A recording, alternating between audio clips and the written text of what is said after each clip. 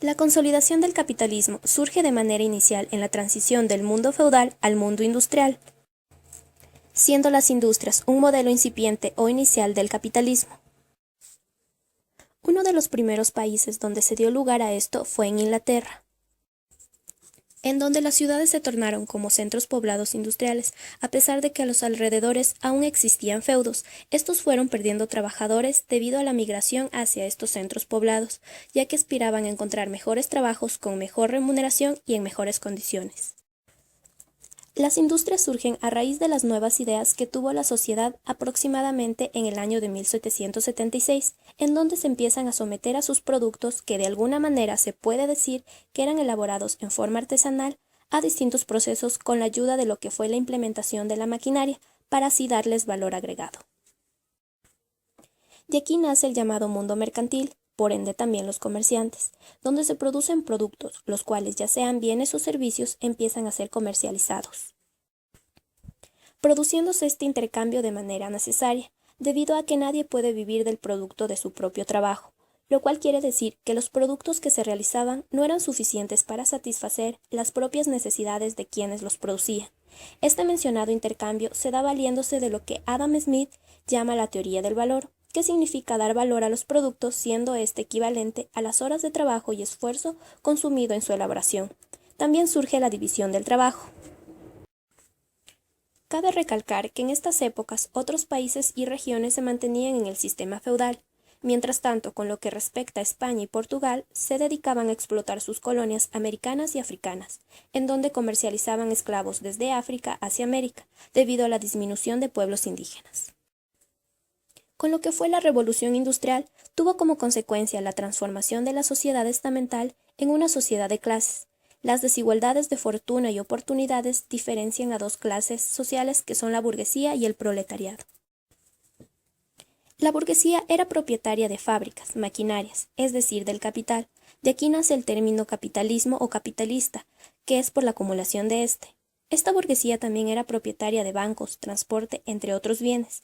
Es la clase dirigente de la nueva sociedad, junto con la nobleza, a la que pretende imitar.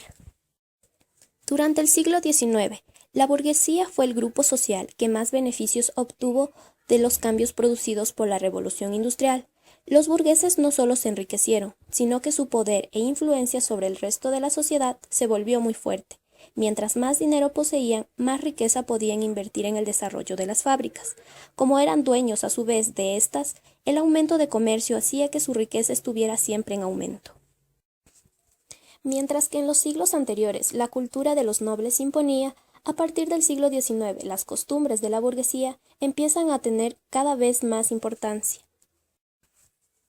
El estilo de sus grandes casas, el lujo de sus vestidos, joyas y nuevas formas de diversión hicieron de la burguesía un modelo que el resto de la sociedad comienza a imitar. Dependencias centro-periféricas. Dentro de toda esta transformación se puede destacar el término centro-periferia, empleado para referirse a las desigualdades sociales y económicas y a su desigualdad espacial, especialmente en el ámbito mundial. Las dependencias centroperiféricas se dan en la transformación de toda Europa. Se lo puede entender de mejor manera como decir la transferencia de riqueza de un grupo de la sociedad, es decir, de las clases obreras, a otro grupo de la sociedad, que son los burgueses o capitalistas. O en otra comparación, dentro de lo que respecta a la colonización de América, que es la riqueza desde la periferia, es decir, desde las colonias, hacia el centro, lo cual sería hacia los colonizadores o conquistadores.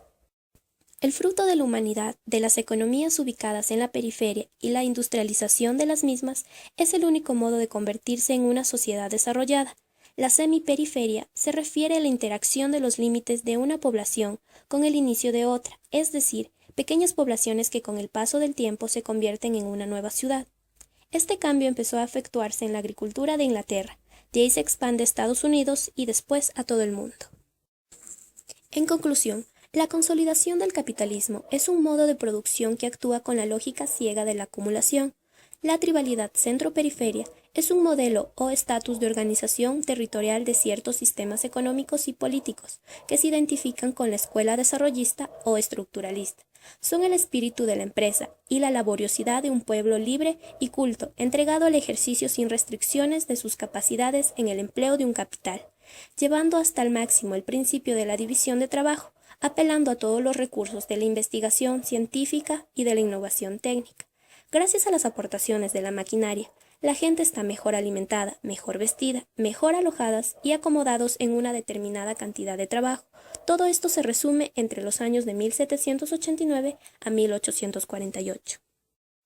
Transición, auge y crisis de la producción ecuatoriana. Fase agroexportadora. La economía ecuatoriana vivió un importante despegue relacionado con el auge de las exportaciones cacoteras, consecuencia de la demanda internacional de este producto, en particular para el mercado europeo y norteamericano, ya que ellos se encontraban en su pleno proceso de crecimiento. El aumento de exportaciones de cacao, que en 1866 superó a la cifra de $5 millones, trajo consigo algunos efectos significativos de diversa naturaleza. La incorporación definitiva del Ecuador al mercado internacional, y al mismo tiempo un modelo de economía agroexportadora, modelo que más tarde se consolida en las siguientes etapas de 1875 a 1885. La configuración al interior de la élite costeña da lugar a una nueva clase denominada los nuevos ricos, conocidos como los burgueses, que eran los comerciantes y banqueros, quienes eran la sociedad dominante a más de los terratenientes que ya existían. Los comerciantes, debido a que manejaban la demanda e imponían precios, siendo en muchos casos exagerados. Los banqueros, quienes invertían en préstamos ganando interés, ellos invertían en el cacao. En esta época ya se manejaba el sucre como moneda. En esta época se da una importante migración campesina desde la sierra hacia la costa, propiciada por los grandes propietarios de las plantaciones cacaoteras, que gracias a ello pudieron obtener mano de obra barata. Esto fue uno de otros factores que pudo estimular la demanda cacotera. Sin duda el Ecuador se debatía bajo un régimen de condiciones contradictorias con respecto al interior del propio aparato productivo y la modernidad, ya que se convivía en arcaísmo. Y es que en tanto a las grandes plantaciones cacoteras y de otros productos primarios, como era la tagua, café o caucho, los campesinos enrolados a estas actividades productivas subsistían bajo relaciones precapitalistas de producción, cosa parecida bajo las formas específicas que ocurrían en las haciendas serranas. Otras características singulares dentro de esta época es que estos nuevos ricos o burgueses son los que promovieron la revolución liberal dentro del gobierno de Eloy Alfaro. Esta revolución tenía por objetivo disminuir el poder de la Iglesia, ya que ellos eran los dueños de grandes extensiones de tierra, es decir, latifundistas, a más de mucho dinero producto de diezmos y tributos, pero no se logró disminuir el poder de los terratenientes serranos.